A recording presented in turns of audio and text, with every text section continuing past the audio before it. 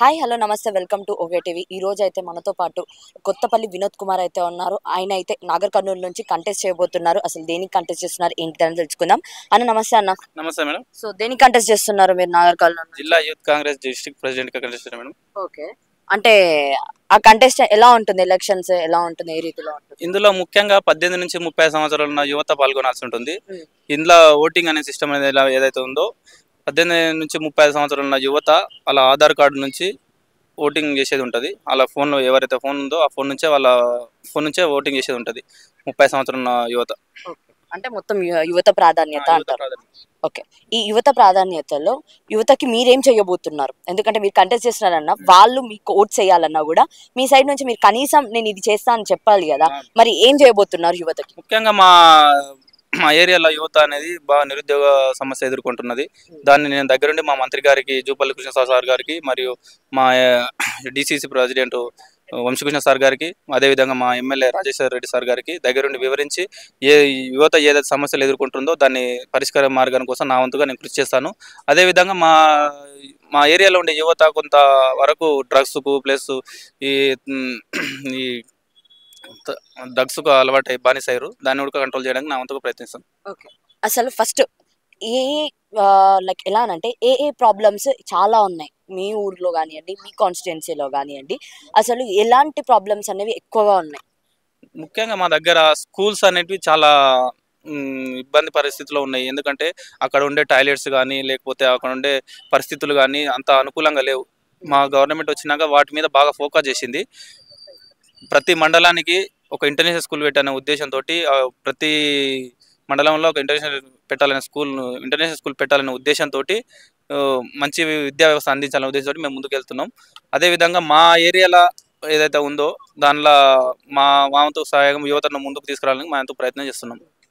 అన్న, మీరు ఒకవేళ సాయం చేయాలనుకుంటే ఎన్నో మార్గాలు ఉన్నాయి కదా, మరి ఎందుకు ఇప్పుడు మీరు పార్టీలోకి దిగాలి అని అనుకుంటున్నారు? అది కాంగ్రెస్ పార్టీలో.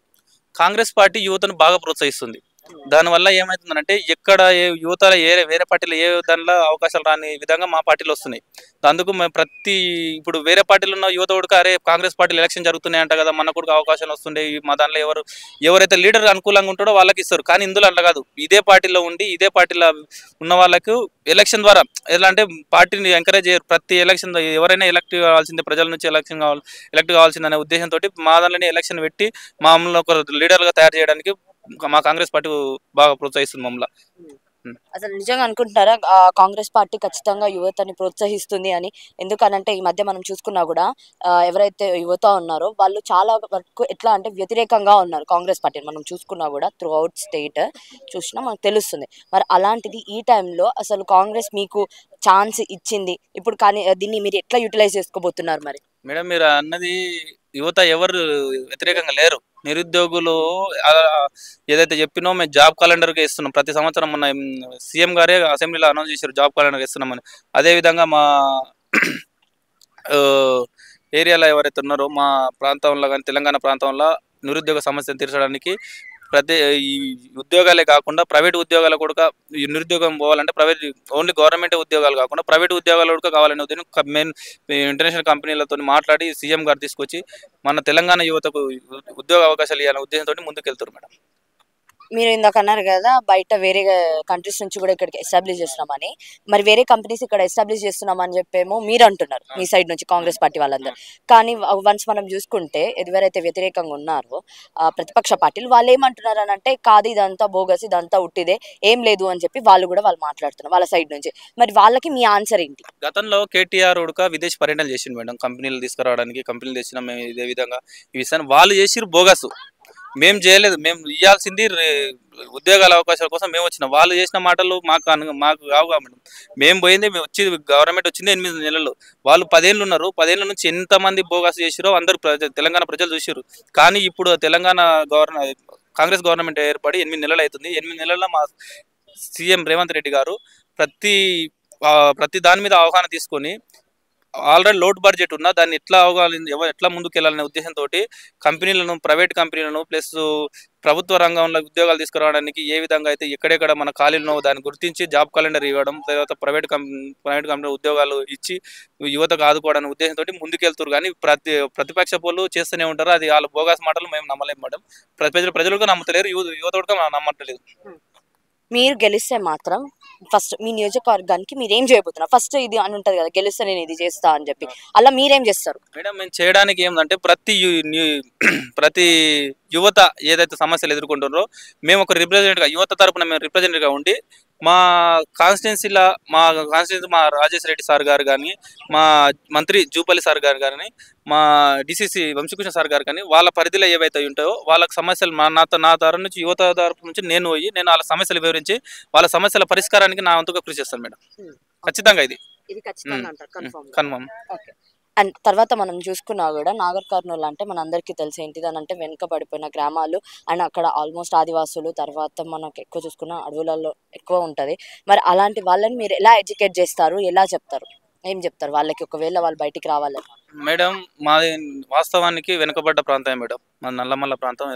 నేను కూడా అచ్చంపేటలో 10th వరకు నా ఎడ్యుకేషన్ మొత్తం అచ్చంపేటలో జరిగింది. అక్కడ పరిస్థితులు ఒకప్పుడు మంచిగా ఉండే, ఇప్పుడు గత 10 ఏళ్ళ స్కూల్స్ అన్నీ ఏమైనా అంటే పాడుపడ్డట్టు అయినాయి మేడం. దానివల్ల ఏమవుతుందంటే గవర్నమెంట్ చదువుకోవాల్సిన పిల్లలు ఆర్థిక స్తోమత లేకుండా ప్రైవేట్ తల్లిదండ్రులు వేసుకుంటారు. దీని ఉద్దేశం పెట్టుకొని ప్రతి మండలానికి ఒక ఇంటర్నేషనల్ స్కూల్ పెట్టి యువత అంటే స్కూల్స్కు అందుబాటులో పెట్టి మంచి విద్యను అందించడానికి గవర్నమెంట్ నిర్ణయం తీసుకున్నది మేడం. దీనివల్ల ఏమవుతుందంటే ఆ ప్రాంతంలో గవర్నమెంట్ విద్య స్వచ్ఛందంగా అందించడం వల్ల, గవర్నమెంట్ విద్య క్వాలిటీ ఎడ్యుకేషన్ అందించడం వల్ల యువత అనేది బాగా అట్రాక్ట్ అయ్యి స్కూల్స్ స్టడీ మీద ఎఫెక్ట్ పడి మంచిగా అవుతారు మేడం దానివల్ల. అండ్ నెక్స్ట్, ఒకవేళ మీరు గెలిస్తే మాత్రం మీ ప్రజలకైతే మంచి చేస్తా అని అంటారు, యువతకి ఎక్కువ ప్రాధాన్యత ఇస్తా అంటున్నారు కదా, మరి యువతలో మాత్రం మీరు బాగా చూసిన ప్రాబ్లం ఏంటిది? ఎందుకనంటే మనకు తెలుస్తుంది ఒక ఏజ్ ఒక టైంకి, ఇప్పుడు అన్నది మీరు అంతా పిల్లల గురించి అన్నారు కదా, నెక్స్ట్ ఇన్ కేస్ మనం చూసుకున్నా కూడా నెక్స్ట్ 18+ ఉన్న వాళ్ళకి మీరు ఆల్మోస్ట్ చూసిన ప్రాబ్లమ్స్ ఏంటి అన్న, మాకు ఈ ప్రాబ్లం ఉందని ఎవరైనా మీ దగ్గరకు రావడం కానీ, లేకపోతే వాళ్ళకి మీరు ఏం చేస్తారు? మేడం మా దగ్గరకు చాలా ప్రాబ్లమ్స్ వచ్చినాయి. మాక్సిమం అందరు డిగ్రీ చదువుకొని ఖాళీగా నిరుద్యోగ సమస్య ఎదుర్కొంటారు. అది మెయిన్ సమస్య. ఈ సమస్య వల్ల ఏమవుతుందంటే ఇప్పుడు కాలేజీ అయిపోయినప్పుడే నిరుద్యోగులుగా అవుతారు. వాళ్ళకు ఉపాధి అవకాశాలు లేవు. ఎక్కడున్నా డిగ్రీ అయిపోయినా తీసుకుపోయి ఇంటికాడ ఉన్నామా, సర్టిఫికేట్ తీసుకొచ్చి ఇంటికాడ పెట్టుకున్నామా, లేదా ప్రైవేట్గా అయినా సోర్స్ లేక ఇంటికానే డిగ్రీ చేసినా, డిగ్రీలు పీజీలు చేసినా ఇంటి దగ్గరే ఉంటారు. ఈ సమస్యను పరిష్కరించడానికి మనకు ఏ ఉద్యోగాలు ప్రైవేట్ కానీ ప్రభుత్వం కానీ ఏ అవకాశాలు ఉంటే ఆ విధంగా వెళ్ళే మార్గాల్లో చూసుకోవాలని ముందుగా అవకాశం చెప్తాం మేడం. మాకు తెలిసిన రూట్లను, మాకు తెలిసిన కంపెనీలతోనో, లేకపోతే ఏదో అవకాశాలు ఎక్కడెక్కడ దొరుకుతున్నాయో అక్కడ పంపించడానికి మా అంతగా కృషి చేస్తాం మేడం. సో చూసారు కదా, అన్న అయితే ఆయన సైడ్ నుంచి ఆయన కృషి చేస్తా అని చెప్తున్నారు. సో ఆయనని గెలిపించాలా గెలిపియొద్దా అనేది అంతా యువత మీ చేతిలోనే ఉంటుంది. మీరు ఆలోచించి అయితే నిర్ణయం అయితే తీసుకోండి.